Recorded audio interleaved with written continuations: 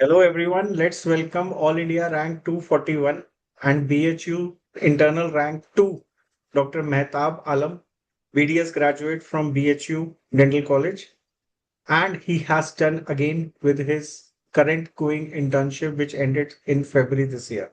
Congratulations Dr. Mehtab. बहुत बहुत मुबारक हो मेहताब। बहुत ही अच्छी रैंक आई है। आपको थैंक आपके यू पूरे मैम। परिवार को। Thank you sir.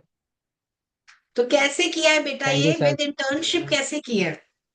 धुरंधर हुआ बस सबसे पहले तो इंटर्नशिप के साथ, वो भी बीएचयू की।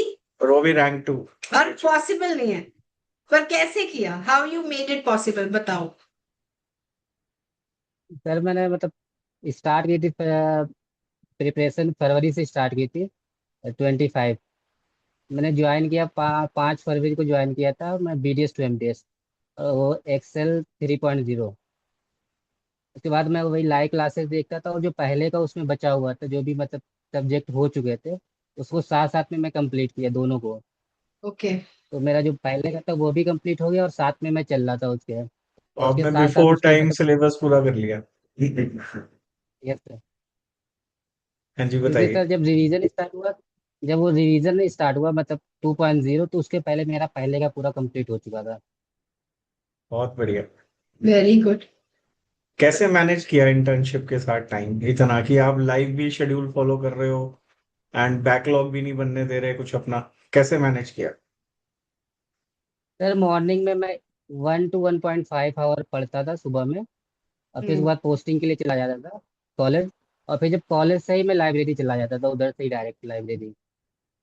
तो अगर मैं लाइब्रेरी में थोड़ा सा सो लेता था, 20 मिनट 25 मिनट नींद आती थी बीच में, तो अब मैं कंटिन्यू 12 तक उसको लेके जाता था, फिर 12 के बाद हॉस्टल वापस आ जाता था मैं।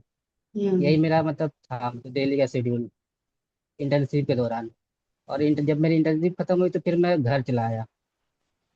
फरवरी में जब मेरी खत्म हो गई, उसके बाद मैं जो भी पेपर था वो करके फिर घर चला आया, फिर घर पे मैं उसको फॉलो किया अच्छे से। Very good. डॉक्टर मेहताब आलम, जब आप ये इंटरव्यू खुद दोबारा सुनोगे ना या कोई सुनेगा वो कहेगा यार ये क्या अजीब बात लग रही है। सुबह में उठता था, पढ़ता था, कॉलेज जाता था, पोस्टिंग करता था, उसके बाद लाइब्रेरी चला जाता था। थकते नहीं थे। कहना कितना आसान है ये, बहुत पर इतने आसान। घंटे पढ़ना। Hats off to you. First of all, you have done it with internship, so double hats off to you. And जी sir. BHU as such is a pretty good college, आपने सब कुछ किया एंड इतना रिगरस इंटर्नशिप के साथ पढ़ना and तो पेपर कैसा था? स्टेबल रहना पूरे 1 1.5 साल तक। एग्जाम भी थोड़ा पोस्टपोन हुआ, 1.25 साल आपको एक्स्ट्रा चलता रहा, तो आसान नहीं है। मतलब नहीं, आप कितनी आसानी से कह रहे हो, मैं तो लाइक यही सुन के मैं शॉक में हूँ थोड़ा। सुन रही है ना, उन्होंने बहुत मेहनत की है। और पेपर कैसा लगा था बेटा, जब पेपर देकर आए हो? कैसा लगा कि कैसा है पेपर? सर पेपर क्योंकि क्लिनिकल बेस्ड था, तो बहुत ज़्यादा टफ नहीं था, मॉडरेट कह लीजिए, मॉडरेट था मेरे लिए। मैं पेपर दे के मैं खुश था। मैं अच्छे से मैं पेपर दिया, तो मैं अंदर से ये था कि हाँ हो जाएगा। खुश था मैं पेपर देने के बाद। हम्म। क्या सब ए पार्ट मुश्किल था, बी पार्ट क्या लगा कि कैसा है? सर मैम मेरे को पार्ट ए आसान लगा था, और पार्ट बी थोड़ा सा उससे मुश्किल लगा था, थोड़ा सा, ज्यादा नहीं, थोड़ा सा ही मुश्किल लगा था। हम्म। हम्म। So, डॉक्टर मेहताब, अपनी प्रिपरेशन की जर्नी का उस 1 1.5 साल का कुछ इंटरेस्टिंग किस्सा बताइए आप।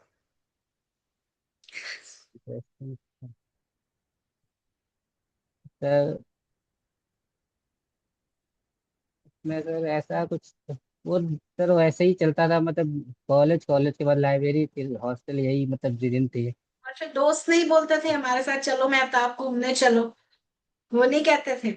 मैम मैं साल भर थोड़ा सा अपने आप को वो कर लिया था कि हाँ मेरे को यही करना है, तो मैं उतना फ्रेंड सर्कल मेरा था नहीं, और उसको जो था उसको भी मैं कम कर लिया था कि मुझको यही करना है, तो मैं ज्यादा इधर उधर नहीं जाता था मैं।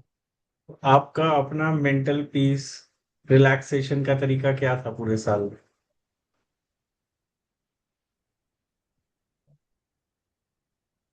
मैं ऐसे कोई खास नहीं था। मैं पढ़ता था लाइब्रेरी में, जब मेरे को लगता था कि बहुत ज्यादा हो गया, तो मैं बाहर निकल के थोड़ा सा टहल लेता था, 5 10 मिनट टहल के फिर से मैं बैठ जाता था पढ़ने के लिए।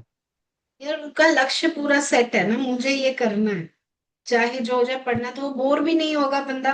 वो बच्चा कभी ये भी नहीं होगा कि मैं थक रहा हूँ, कभी मैं कुछ लगा कर रहा हूँ। पूरे साल में कि ये पढ़ाई बहुत मुश्किल है, बर्डन हो रहा है, क्या कर रहा हूँ मैं, 10-10 12-12 घंटे रात तक पढ़ रहा हूँ, पता नहीं होगा नहीं होगा, हम्म। या फिर you started enjoying this journey? Sir लगता था बीच बीच में कि बहुत ज्यादा वो हो रहा है, लेकिन फिर लगता था कि अब इसके अलावा कोई रास्ता भी नहीं था, करना यही था सिर्फ। कुछ ऑप्शन भी था नहीं मेरे पास, तो मुझे होता था, लेकिन फिर अपने आप को समझाता था कि हाँ यही करना है, तो फिर से थोड़े से वक्त के बाद फिर अपने आप को संभाल के फिर वापस उसी पे बैठ जाता था पढ़ने के लिए। और आज आप उसका फल आपको इतना बड़ा मिला है कि आपको सब भूल जाएगा इंसान धीरे धीरे कि क्या क्या क्या डिफिकल्टीज आई उसमें।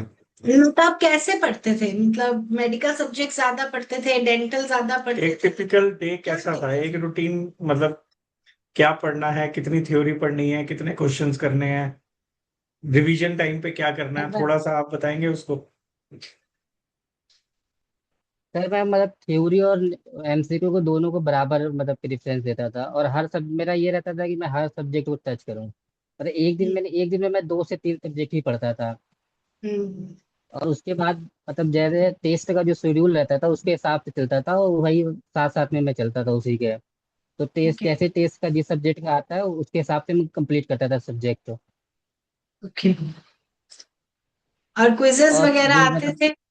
Paper quizzes? हाँ मैम, आपका जो ऑनलाइन वो चलता था कि उसको मैं देता था, फिर मैम आप बोलती थी जब आपको ये इतना आता है ये तो कौन रोक सकता है ऐसे, वो सिलेक्शन हम्म। तो एक अलग से वो आता था कॉन्फिडेंस कि जब हम्म। मैम बोल रही तो होगा ही। और ये सच है, ये इंडिया में किसी को नहीं आता इतना जितना आप लोगों को आता था।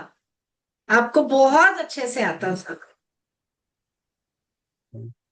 और ये मैम पेपर मैं भी देखो। मेडिकल और हाँ बताओ हाँ बेटा। मैम मैं मेडिकल और डेंटल सब्जेक्ट को दोनों को बराबर लेके चलता था। हम्म। ठीक है। तो कौन से सब्जेक्ट्स आपके फेवरेट बन गए इस जर्नी में, मैम सर मैंने जो किसी पहले नहीं थे, सब्जेक्ट को जो ऐसे बहुत बहुत ज्यादा वो नहीं पकड़ा, क्योंकि मैं ये मान के चला था क्योंकि सभी बरा जो सब्जेक्ट है सबको बराबर है? बराबर क्योंकि आएंगे सबसे क्वेश्चन, तो मैं सबको साथ में लेके चलता था, किसी को ज्यादा नहीं पकड़ता था कि हाँ मेरे को मैं सिर्फ यही पढ़ूंगा। ऐसे नहीं किया, मैं सबको बराबर वो करता था, क्योंकि सभी से क्वेश्चन आने थे तो मैं ऐसे करता था। नहीं नहीं, वेरी गुड। तो टेस्ट वगैरह देते ही थे आप एंड तक, लास्ट डे तक, जैसे हम लोग यस सर। टेस्ट? तो उस चीज का टेस्ट लगा को कुछ देता था फायदा सर, हुआ टेस्ट को आपको फिर जब बाद में? यस सर टेस्ट से देता था, फिर उसको एनालाइज करता था, क्वेश्चन जो गलत हुए उसको भी देखता था, जो सही हुए उसको दोनों को मैं देखता था। क्योंकि जो सही हो जाते हैं ये कुछ ऐसे भी सही हो जाते हैं तुक्के से, तो वो क्यों सही हुआ है वो उसको भी एनालाइज करता था मैं। ये बिल्कुल सही बात कर रहे हो आप, जब हम तुक्का मार देते हैं और वो गलती से सही हो जाता है, आज तो सही हो गया, आगे सही होने की कोई गारंटी नहीं है उसकी।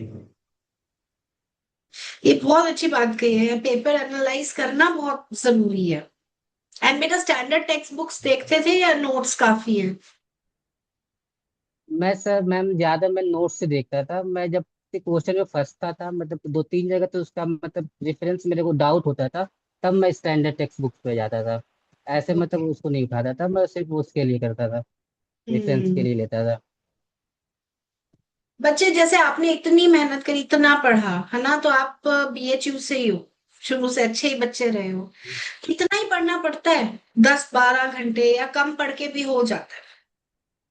कई बच्चे नहीं पता है ये बोलते हैं मैम जॉब जाएंगे, हम जेआर करेंगे, साथ में भी क्लिनिक में करेंगे, काम कर लें कुछ। टीच भी करेंगे, तो हो जाएगा। 3-4 घंटे से नहीं होगा ना पढ़ाई के, होगी? नहीं मैम 3-4 घंटे तो मुश्किल है मैम, कम से कम 9-10 घंटे तो चाहिए ही चाहिए, क्योंकि इतना बड़ा सब्जेक्ट सिलेबस है, फिर उसको पूरे को रिवाइज करना है सबको। क्योंकि बिना रिवीजन के तो मैम वो फिर भूलने लगता है धीरे धीरे वो। Very true. तो कितनी बार रिवाइज किया बेटा सब कुछ? मैम 3 से 4 बार तो हो गया होगा, कुछ सब्जेक्ट और ज्यादा बार ही हो गए थे। अच्छा। और एक वो जो क्वेरी आपको भी पता है, ग्रुप में थे आप कि बच्चे डालते हैं हम टेस्ट, ग्रैंड टेस्ट नहीं देंगे, हमारा स्कोर कम आएगा, तो हम डीमोटिवेट हो जाते हैं उससे कम स्कोर से, हम्म। इसलिए बहुत बच्चे देते ही नहीं है इस चक्कर में। हम्म। सर टेस्ट तो जरूर देना चाहिए, बिना टेस्ट के पता नहीं चलता हम कहाँ पे किस मतलब पोजीशन पे हम लाई कर रहे हैं, वो पता नहीं चलता। तो वो चीजें और फिर पता चलती है हम गलती कहाँ, क्योंकि बहुत चीजें हमें आती रहती है लेकिन टेस्ट देते तब हाँ पता चलता है अच्छा इसमें यहाँ पे गलती हो रही है, वो पता चलता है चीजें। बिना टेस्ट दे सिर्फ ऐसे मतलब सीयूडो कॉन्फिडेंस में आदमी रहता है, जब टेस्ट देता है तब पता चलता है अच्छा मैं यहाँ पे इस पोजीशन पे हूँ, मुझे ये चीजें और इम्प्रूव करने की जरूरत है। ठीक बात है, टेस्ट देना चाहिए। Very good. And doctor Mehta मतलब कर सकता है कोई भी ये टेस्ट, मतलब कोई भी एग्जाम निकाल सकता है कि एक स्पेशल काइंड ऑफ बच्चा चाहिए हाँ इसके मैम। लिए, सुपर इंटेलिजेंट? नहीं टॉपर मैम बस चाहिए वो आपकी तरह, पूरा 4 साल का टॉपर होना चाहिए, गवर्नमेंट कॉलेज होना चाहिए, तभी रैंक आएगी। नहीं मैम, अगर कोई अच्छे से 1 साल अच्छे से पढ़ाई करता है तो आराम से हो जाएगा, कोई बहुत ज्यादा वो नहीं है। अच्छे से शांति बना के अपना वो मेंटेन करके रिदिम पढ़े हो जाएगा। तो पेपर देते टाइम ही समझ आ गया था या देने के बाद की रैंक तो आ रही है मेरी इस बार, कोई नहीं रोक सकता उसको? नहीं सर इतना तो कॉन्फिडेंस ही था, लेकिन इतना था कि हाँ मतलब पेपर अच्छा गया, पेपर मतलब हो अच्छा हुआ है। जाएगा ऐसा था मतलब। हाँ। जैसे बाहर निकल के पेपर बहुत लोग देने के बाद पेपर मतलब टफ अंदर है, ये होगा वो होगा, कहानियां सुन रहे थे आप भी? हाँ सर, लेकिन मैं जब पेपर दे के निकला तो मुझे लगा कि मैं मतलब मुझे ये लगा कि मैंने जितना मतलब दिया था 100%, मैं उसको मतलब पेपर में वो चीजें मैं करी, वो मतलब मेरे को रिग्रेट नहीं हुआ पेपर देने के बाद, मुझे लगा कि हाँ ये ठीक टाइम है। ऐसा क्वेश्चन देखते लग रहा था मैंने ये पढ़ा हुआ है, ये नोट्स में से है, ये वहां से है, ये वहां से, ऐसी फीलिंग आती है पेपर देते टाइम? सर ज्यादातर जो कॉन्सेप्ट थी वो मतलब जो मतलब डायरेक्ट क्वेश्चन था नहीं, मतलब कई सब्जेक्ट से मिला के था क्वेश्चन, वो चीजें मतलब नोट्स से वो चीजें बन रही थी मतलब कॉन्सेप्ट हमारे, क्योंकि जब मैं नोट्स पढ़ा उसको रिवाइज किया तो मतलब मेरा कॉन्सेप्ट अच्छा बन गया था, तो वो चीजें वहाँ अप्लाई हुई मतलब चीजें। हम्म, सही कह रही हूँ। और क्या एडवाइस देना चाहोगे स्पेशली आपके बीएचयू के जूनियर्स को और पूरी इंडिया को, जो एमडीएस एस्पिरेंट्स आपको देखेंगे सुनेंगे बार बार? कि कैसे आपको मैं पता है आपने भी कैसे रैंक लाए। डेफिनेटली कभी लाइफ में इंटरव्यूज देखे होंगे रैंकर्स के। हाँ, तो कि क्या किया जाए कि हमारी रैंक आ जाए और हमारा एक फ्यूचर एक सेट हो ऐसी जाए। एडवाइस जो सिर्फ डॉक्टर मेहताब आलम ही दे सकते हैं और कोई नहीं दे सकता।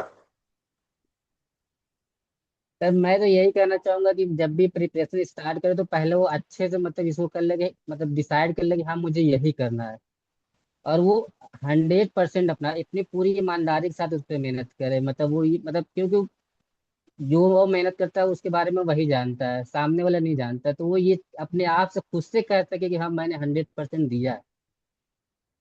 सामने हम्म वाला तो बस देखता है ना, लेकिन अंदर से क्या क्या वो कर रहा है वो खुद जानता है। तो वही अपने आप को बोल सके कि हाँ मैंने 100% दिया है, मतलब सिलेक्शन हो ना हो ये अलग बात है, लेकिन वो 100% जितना हो सकता था ईमानदारी के साथ उसने दिया हो। हम्म एक बहुत मतलब अच्छी बात चीजें की है आपने। बीच में मतलब मुश्किल। हम्म। नहीं नहीं, बताइए। और बताओ बेटा। सर बीच में मतलब अप डाउन थोड़ा मोड़ा होता रहता है, लेकिन उसको मैनेज मतलब रोज हमेशा रोज एक जैसा नहीं रहता, किसी दिन अच्छे से पढ़ते हैं, किसी दिन थोड़ा सा डाउन होता है कि फिर अप होता है, तो वो चीजें ऐसे चलती रहेंगी साल भर। तो उसको मैनेज ऐसा नहीं कि आपका स्टार्ट किए तो एकदम उसी तरह पूरा चलता रहेगा साल तक, साल भर नहीं, थोड़ा सा बीच में डाउन होगा फिर अप होगा डाउन होगा ऐसे चलते रहेंगे। नहीं, लाइफ तो ईसीजी की तरह है, देखो वेव्स तो बनेंगी ही बनेंगी ऐसे। जिस दिन फ्लैट हो गए उस दिन खत्म। फ्लैट वाले तो जिंदा ही नहीं है ना हमारे यहाँ। फ्लैट हो गए तो खत्म हो जाते हैं। सही कह रहे हो मेहता। नहीं, आपने एक चीज बहुत अच्छी करी, आपको ईमानदारी से अपनी प्रिपरेशन करनी है। आई एम वेरी 100% श्योर आपको भी बीच में पता होता है जब आप प्रिपेयर करते हो, पढ़ाई करते हो, क्वेश्चन सॉल्व करते हो, टेस्ट देते हो, कि मेरे ये सब्जेक्ट में इस चैप्टर में ये कमी आ रही है, हम्म ये चैप्टर मुझे अच्छे से आता है, ये नहीं आता है, ये सब्जेक्ट मुझे बहुत अच्छे से आता है, ये सब्जेक्ट थोड़ा कम आता है। हम्म तो वहां पे ईमानदारी उसको छोड़ नहीं सकते डॉक्टर आलम, जैसे आप कह रहे हो कि उसको वापस मेहनत करो उसी वीक पॉइंट पे, एंड रिजल्ट आपके सामने है। बहुत अच्छा, बहुत अच्छा लगा बेटा आपसे बात करके। और कुछ भी आप कहना चाहते हो तो बताओ, ये आपका स्टेज है, आपकी अचीवमेंट है, आपने लाइफ में वो करके दिखाया है जो लोग सिर्फ सपना देखते हैं। कुछ और कहना चाहते हो? नहीं। ओके, ठीक है बेटा। It was pleasure talking to you doctor Mehta. बहुत अच्छा लगा बहुत आपसे बहुत बात करके। तो अच्छे हो आप, और आगे फ्यूचर अच्छा ही है, लेकिन मैं तो आप लाइफ में थोड़ा एंजॉय करना, आप टिपिकल एक सीरियस वाले डॉक्टर हो। है ना। अब सीरियस नहीं रहना, अब तो हो गया, अब जो बुरा टाइम था हो गया, अब एंजॉय करना, एमडीएस में जाके डॉक्टर बनने तक अब अपनी लाइफ को एंजॉय करो, प्रॉमिस करना पड़ेगा पहले। प्रॉमिस तो yes next time ma'am. Interview होगा कि मेहताब ने क्या क्या मस्ती करी, कैसे कैसे उसने अपनी लाइफ एंजॉय करी। क्योंकि अब आप अचीव ही करोगे लाइफ में, नीचे कोई नहीं जाता स्टेज से बस। पढ़ना आराम से कूली कूली करते जाना और लाइफ को थोड़ा एंजॉय करना बेटा, यस मैम। ठीक है। Bye thank you. बेटे, थैंक यू।